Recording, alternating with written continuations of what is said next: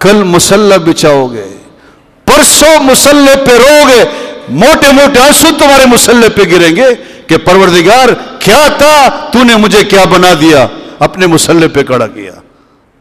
پیغمبر صلی اللہ علیہ وسلم فرماتے ہیں یا ایھا الناس افشوا السلام واتموا الطعام وصلوا الارحام وصلوا باللیل والناس نیام تدخلوا الجنۃ بسلام۔ زبردست حدیث ہے۔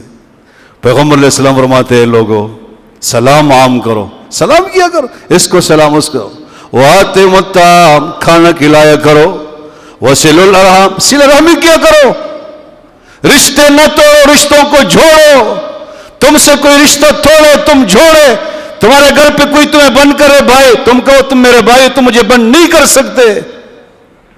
وَصَلُّوا بِاللَّيْلِ وَالنَّاسُ نِيَامٌ، اس وقت نماز پڑھا کرو جب دنیا سوئی ہوئی ہو، تہجد کی نماز۔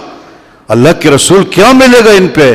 فرمایا تدخلوا الجنۃ بسلام، سلامتی کے ساتھ جنت میں داخل ہو جاؤ۔ اللہ، تہجد کی نماز جنت میں دخول کا سبب ہے۔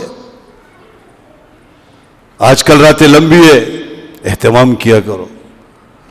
کچھ نہیں کر سکتے نا، رات کو جب آنکھ کھلے نا 2 بجے 3 بجے 4 بجے، جنابت بھی خیر ہے، کہو استغفر اللہ، خدا بڑا لیٹے لیٹے خدا بڑا گناہگار ہو، اٹھ نہیں سکتا کہ غسل کروں، وضو کرو اور مصلی بچھاؤں، بس خدا گناہوں کو معاف فرما۔ یہ بہت بڑی بات ہے۔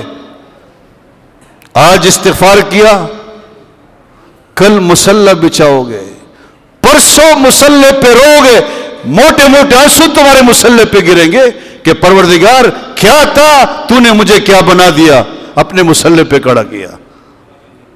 رات کا وقت ایسے بزرگ کہتے ہیں ہم ان چیزوں سے کیا واقف ہے، جب سوئے ہوئے ہو انسان اٹھے ویسے اس کو رونا آتا ہے کہ نہیں؟